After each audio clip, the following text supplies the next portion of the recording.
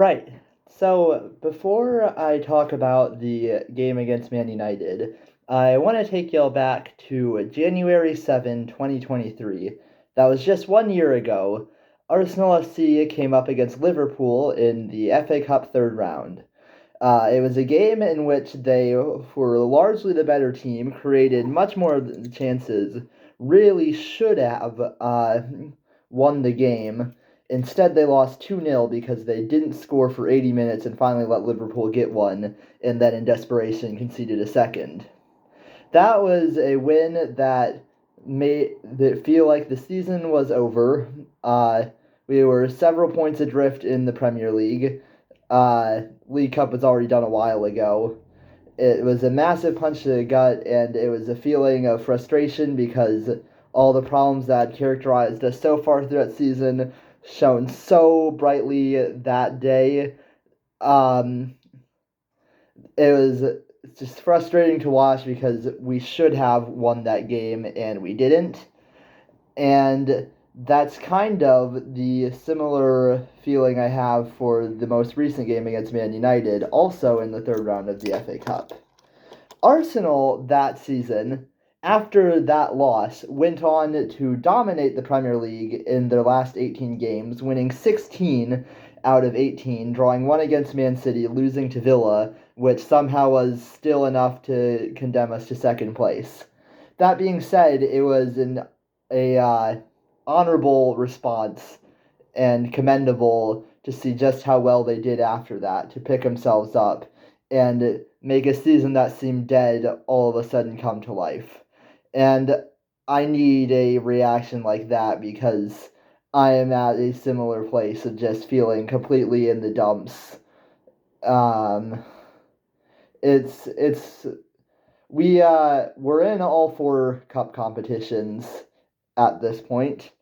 We had just had a really frustrating, bad loss to Newcastle at home in the League Cup. We're technically not out of the League Cup yet, but it's very unlikely we overcome a 2-0 deficit, 2-0 deficit in the second leg. Um, then came the FA Cup, and we actually created over 3 XG potential of goals and still ended up losing on penalties. Kai Havertz is having maybe the worst week of his entire professional career. I don't know how he has missed so many sitters, and he was the one who missed the penalty.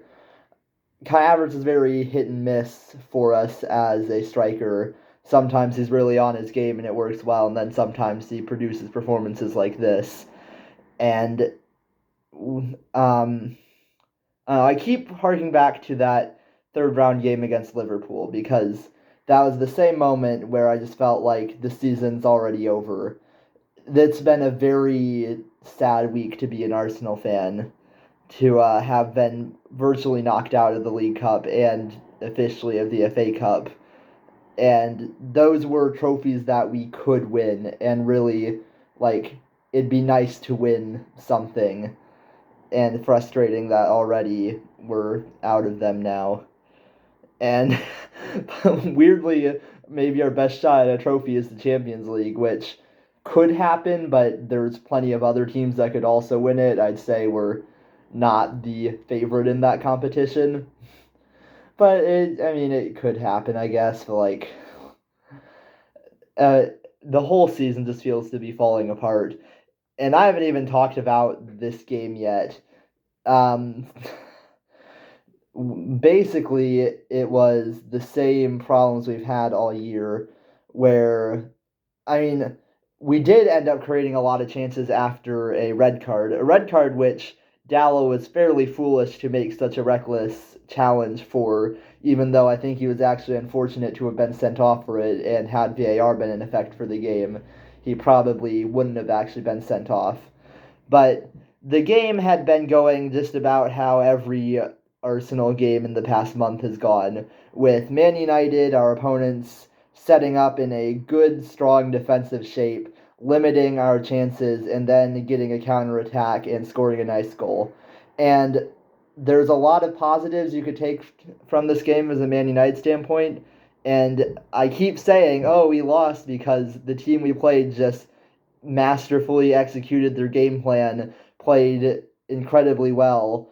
And maybe I can take positives from the fact that the games we're losing are against teams who have to be at their absolute best.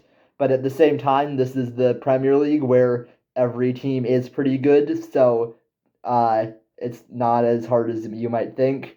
And there's this fairly tried and tested way to beat Arsenal now, which is uh, play a mid block, stop us from getting any attempts at, stop us from creating anything, then catch us on the break. And most of our goals conceded this season, or at least in the past month, have come on the break.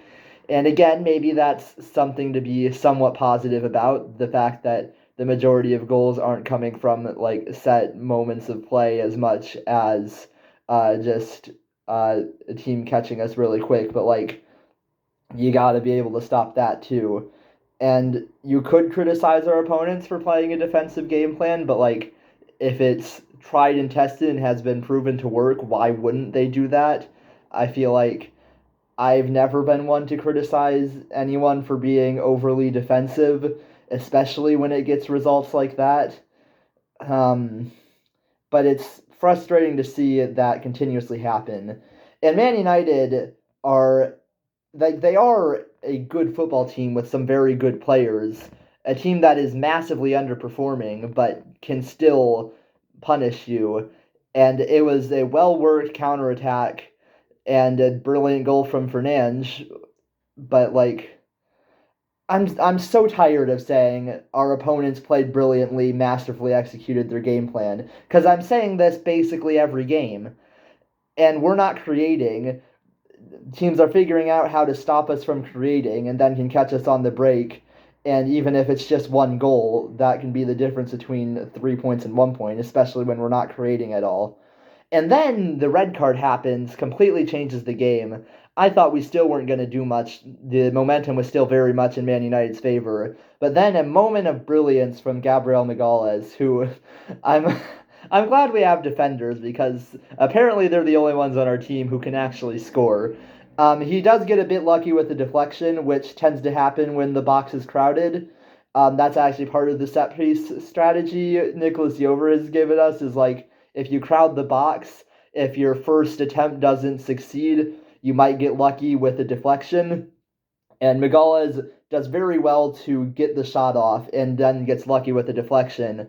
And suddenly Arsenal have a goal and a player advantage. And and then go on to absolutely dominate Man United, who do go into a defensive shape. And again, put in a Herculean effort to prevent us from getting another goal. And even so, there were several moments where we should have scored, and we ended up creating three plus XG. And to some degree, that much doesn't worry me. Like, I know that it's frustrating to see teams, us, not score when we should be scoring. And Havertz today, especially, should have gotten goals, and we should have put the game away. However, teams don't tend to underperform or overperform XG massively. And I think that having 7 plus XG in our past two games, even though we only scored one goal from those games, is still something to be somewhat encouraged by. What worried me more was it took Man United going down to 10 men for us to actually look like we could do anything in attack. And is it worrying that we had 60 minutes of Man United with 10 men and couldn't score? Yes, absolutely. But again, I'm more worried about the fact that we couldn't do anything until they got a red card than that. I think that most nights we do win the game, but instead we've had to go and let Man United fans have a happy result. I liked it more when they were losing, though taking points off Liverpool was nice.